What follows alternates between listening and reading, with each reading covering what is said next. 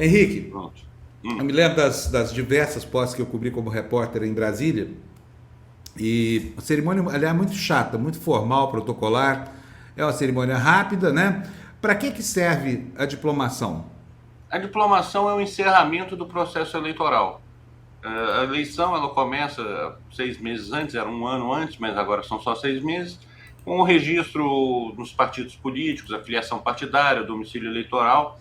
Aí vem a fase de registro de candidatura, quer dizer, os partidos fazem as convenções, escolhem seus candidatos, é feito o registro de candidatura, a Justiça Eleitoral examina esses registros de candidatura, diz quem pode ser candidato, vem a fase de propaganda, vem a eleição propriamente, a votação, e aí depois da votação vem a proclamação do resultado, que isso já ocorreu há 2 semanas atrás. O resultado já é oficial, porque aquele resultado que sai no domingo, às 6, 7 horas, 8 horas da noite, é um resultado provisório, porque sempre falta um voto em algum local, uma urna que no interior do Amazonas tem que ser transportada de uma forma mais delicada, porque a urna eletrônica quebrou, foi substituída. Sempre tem um empecilho de uma ou duas urnas no universo de 500 mil. Então, é feita essa conta geral, é feita a proclamação disso, o resultado oficial é este. E aí, com isso, passa-se o exame das contas de campanha dos vencedores, não dá tempo de examinar todo mundo, então a legislação diz que primeiro tem que examinar a dos vencedores, e aí o último ato da eleição é a diplomação. O que é? Você entregar um diploma a quem foi eleito. Esse diploma vem, o Tribunal Superior Eleitoral atesta que o senhor fulano foi eleito com X votos para o cargo Y. Então, essa cerimônia de entrega deste diploma, que é aquele documento, aquele título que a pessoa que foi eleita irá levar aonde ela for tomar posse. No caso do presidente da República, o diploma declarando vencedor das eleições o presidente Luiz Inácio Lula da Silva, para que ele possa apresentar esse diploma perante o Congresso Nacional e tomar posse no dia 1º de janeiro. É o último ato das eleições. Aí encerra, vamos dizer, oficialmente, a eleição 2022. Não encerram, contudo, os processos que existiram da eleição de 2022, porque tem muito processo pendente. Então você tem várias ações de investigação judicial eleitoral que foram propostas no curso da eleição, que são aquelas ações que apontam que houve uso indevido de meios de comunicação social, que houve abuso de poder. Tem várias delas contra o presidente Bolsonaro, poucas em relação ao presidente Lula, mas esses processos continuarão existindo, continuarão sendo tocados, vão ser produzidas provas, vão dar oportunidade para ambas as partes falar, para o Ministério Público dar o parecer, e o tribunal, imagino que no primeiro semestre do próximo ano, já deve ter condição de julgar esses processos. Esses processos, para quem foi eleito, significam um risco do tribunal dizer que houve um grande problema durante a eleição e, por conta disso, a eleição foi contaminada e a eleição é nula. Para quem não foi eleito, existe o mesmo risco, mas, óbvio, se a pessoa não foi eleita, ela não pode perder o cargo, mas ela pode sofrer a outra consequência dessas ações, que é ficar inelegível pelo prazo de 8 anos contados da eleição de 2022. Então, todos esses processos que tem contra o presidente Bolsonaro continuarão sendo examinados pela Justiça Eleitoral, e se por acaso a Justiça Eleitoral considerar que houve efetivamente um uso devido da internet, dos meios de comunicação social, algo com uma gravidade suficiente para comprometer e desequilibrar o pleito, mesmo que ele tenha perdido, ele corre o risco de ficar inelegível durante 8 anos até 2030.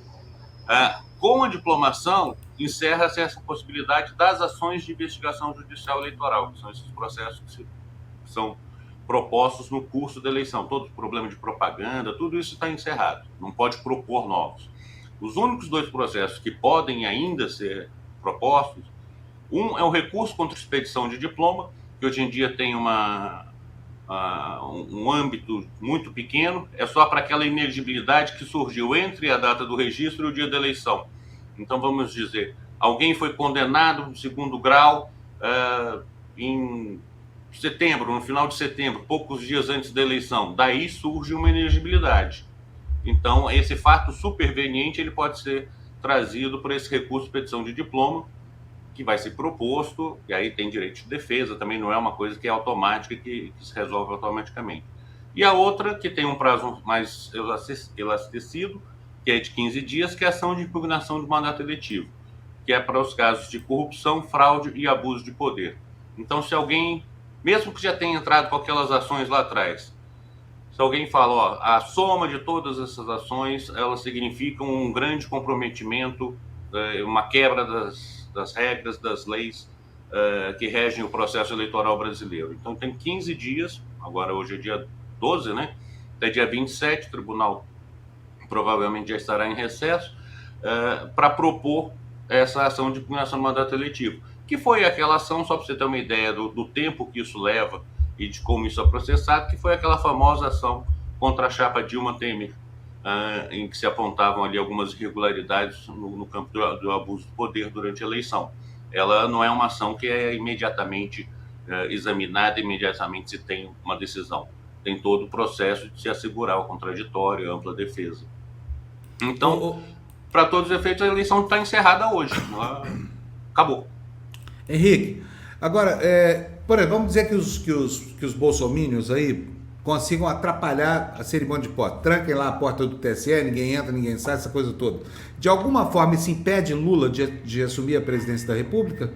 Não, essa cerimônia ela é mais, vamos dizer, ela tem a sua importância, a sua imponência, porque é o ato final do processo eleitoral, mas é uma cerimônia que, se não, ela pode ocorrer até o dia 19 de dezembro.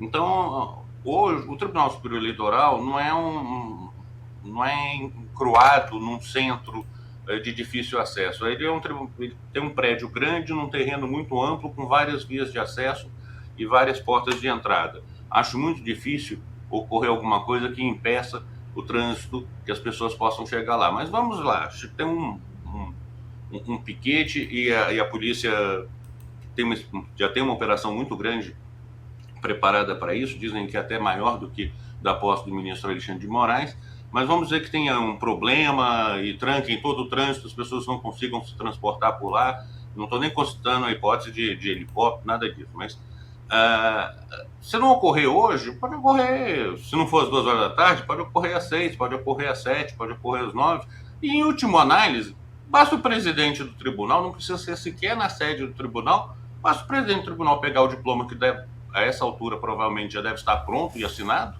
Eu lembro que na minha época os diplomas a gente assinava, porque a lei diz que é só o presidente que assina o diploma, mas por uma tradição, todos os ministros do tribunal acabam assinando no verso do diploma também.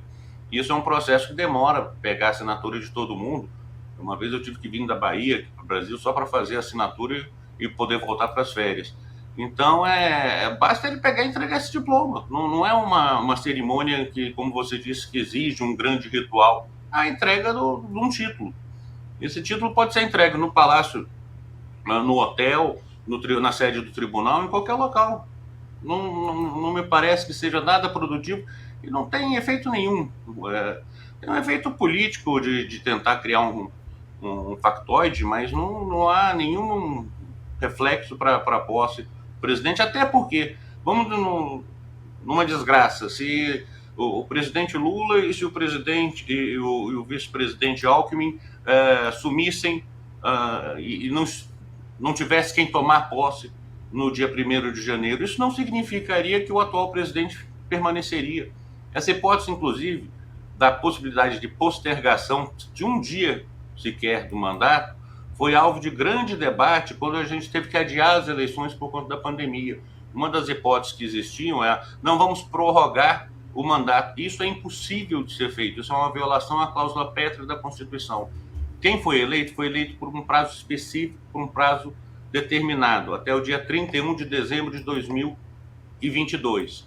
Findo esse prazo, os novos eleitos tomarão posse dia 1º. Se faltarem os novos eleitos, tomará posse o presidente do Congresso Nacional na ordem, para poder convocar novas eleições. Se não tiver presidente do Congresso, será o presidente da Câmara. Se não tiver, aquela ordem que está na Constituição, até o presidente do Supremo Tribunal Federal exerce a presidência em último caso, para poder convocar novas eleições. Mas isso nós estamos falando em uma possibilidade zero, é apenas uma discussão, não é nem sequer doutrinária, ela é de ficção mesmo.